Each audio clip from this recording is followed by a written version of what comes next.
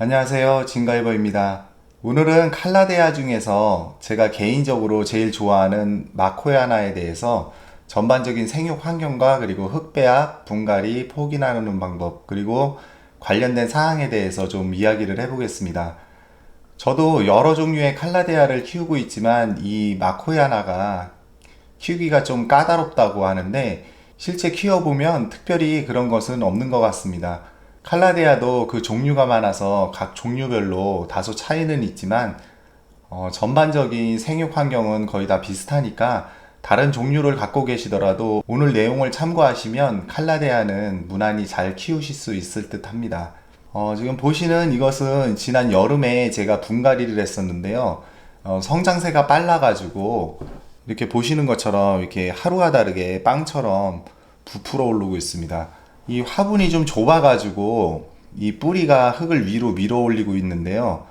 이 정도가 되기 전에 분갈이를 했어야 되는데 이게 좀 시기적으로 늦은 감이 있습니다. 그럼 전반적으로 한번 보면서 간단하게 설명드리고 그리고 분갈이 시작해 보도록 하겠습니다. 칼라데아뿐만 아니라 이렇게 잎이 얇은 관엽식물을 키우다 보면은 이 잎끝이 타들어가는 것에 대해서 상당히 스트레스를 받으시는 분들이 많이 계신데요. 이 잎끝이 타들어가는 그 현상을 T번 현상이라고 합니다. 이것은 빛을 많이 쬐어주거나 아니면 온도가 높아지면 더 심해지게 되는데요. 이 잎끝 마름 현상 이야기가 나오면은 꼭 따라 나오는 이야기가 바로 수돗물 이야기입니다. 그래서 저도 또 그 부분에 대해서 언급을 하게 되는데요. 칼라데아 같은 경우 흔히 알고 계시듯 수돗물을 그냥 주었을 때 이 입금 마름 현상이 생긴다고 많이들 이야기하시는데요.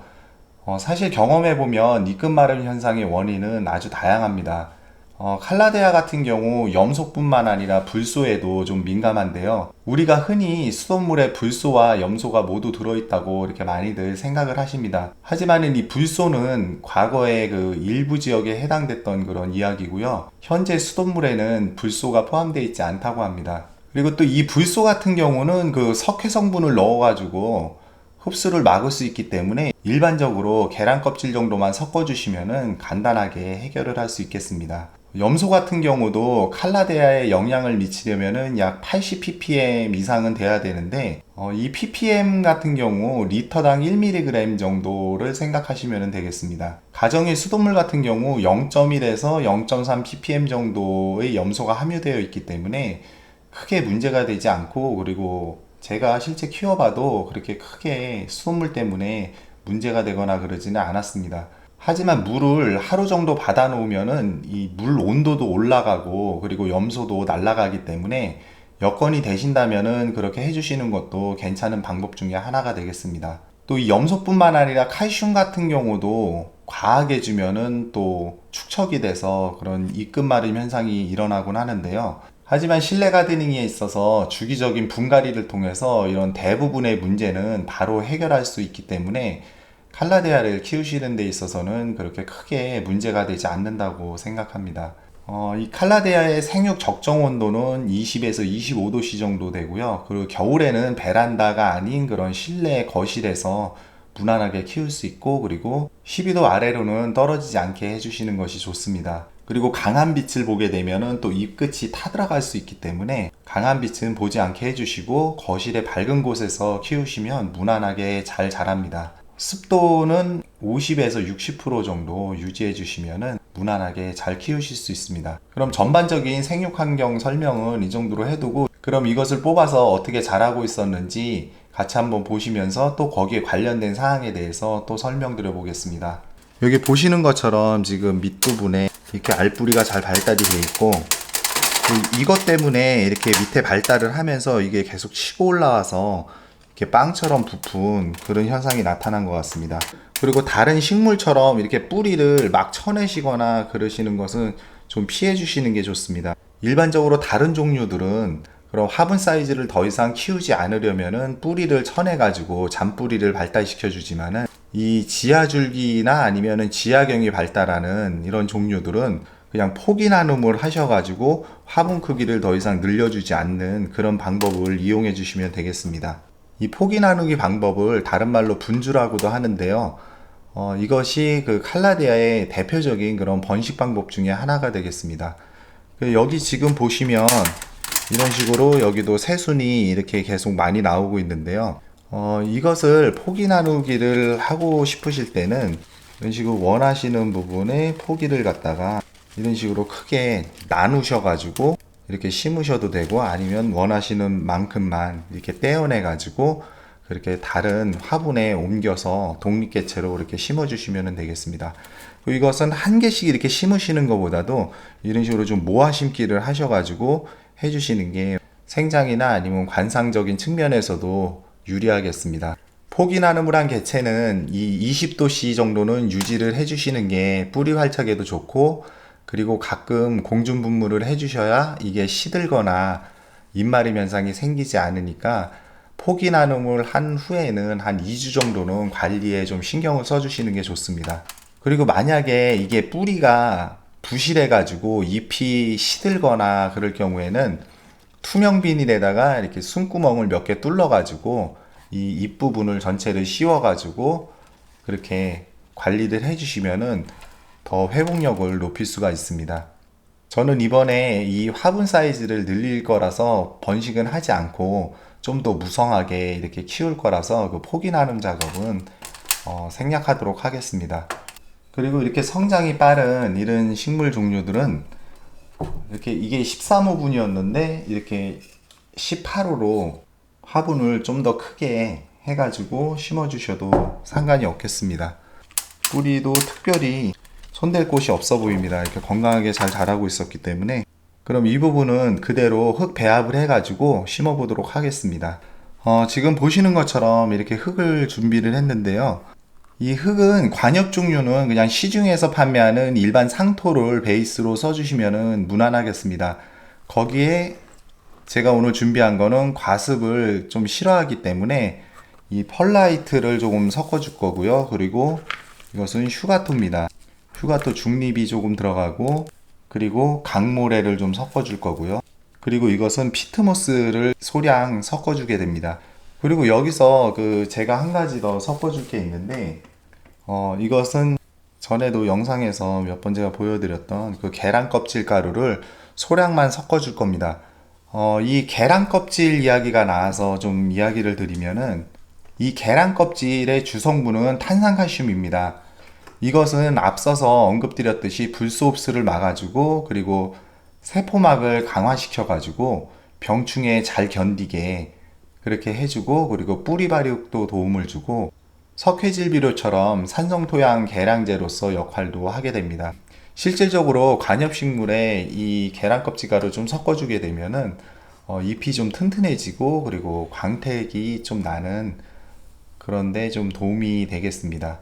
그리고 이 계란 껍질을 통째로 그냥 화분 위에다 이렇게 올려놓거나 아니면은 가루를 이 화분 표면에다 이렇게 뿌려주시는데, 그렇게 하게 되면은 효과가 없습니다.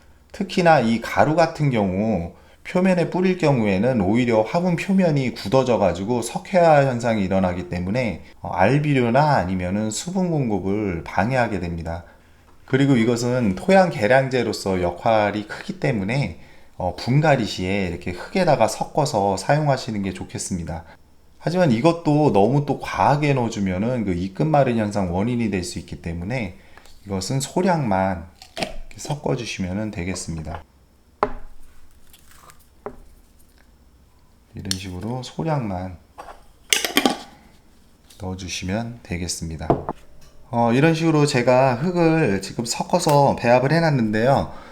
제가 이거 앞서서 하면서 그 비율을 이야기를 안 드렸는데, 이 상토를 베이스로 해가지고 상토를 6 정도 넣었고요. 그리고 나머지 4부분을 그 펄라이트와 그리고 휴가토 그리고 피트모스, 강모래 이것을 적절하게 나눠 가지고 이렇게 배합을 한 형태가 되겠습니다.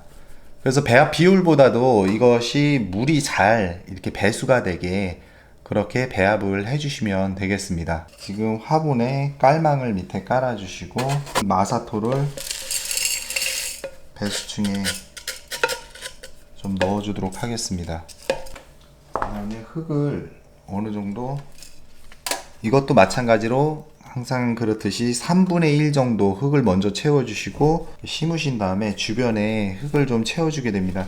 근데 이것은 제가 오늘은 이렇게 뿌리가 이런 식으로 발달을 했기 때문에 제가 별로 건들질 않았는데, 이것도 막 꼬이거나 여기가 복잡하게 되면은 그것을 조금 펴주시고, 그리고 잘라낼 부분들은 좀 잘라주시고, 만약에 이렇게 끝부분이 썩거나 무른 부분이 있다면은 그 부분은 반드시 제거를 해내 주셔야 되겠습니다.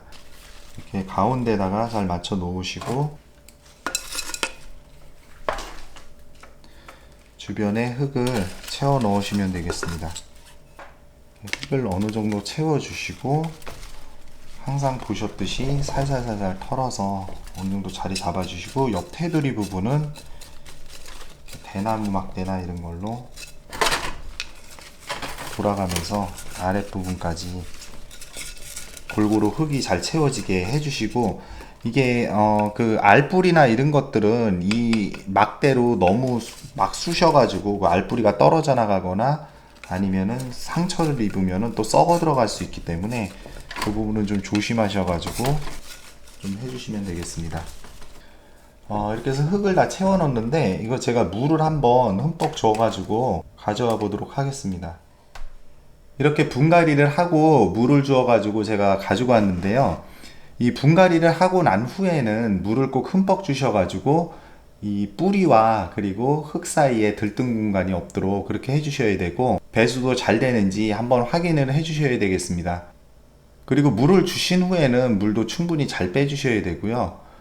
그리고 이것의 관리는 앞서서 잠깐 언급을 드렸지만은 그 베란다보다는 거실에 밝은 곳에 두시면은 무난하게 잘 자랍니다. 그리고 통풍이 잘 되는 곳에 두셔야지 그런 병충해나 이런 것도 예방을 할 수 있고요. 그리고 이 칼라데아 종류는 거름을 너무 많이 주실 필요는 없고, 그에 따른 피해도 있으니까 거름은 소량만 주시는 게 좋습니다. 그래서 일반적으로 이 위에다 나중에 그 코트 종류나 아니면은 액비를 주기적으로 이렇게 한 번씩 주시면 되겠습니다. 이렇게 해서 오늘은 칼라데아 그 중에서 마코야나에 대해서 전반적으로 한번 살펴봤습니다. 예전에는 이게 희귀식물이라고 해서 몸값이 좀 나갔었는데, 지금은 보면 많이 대중화도 돼 있고 그리고 가격도 많이 저렴해졌습니다. 그래서 봄을 맞이해서 꽃도 좋지만은 1년 내내 멋진 잎도 볼 수 있고 그리고 공기정화 기능도 좋으니까는 기회가 되시면은 한번 키워보시는 것도 또 다른 재미가 있을 듯 합니다. 오늘 영상은 이것으로 마치도록 하겠습니다. 시청해주셔서 감사합니다.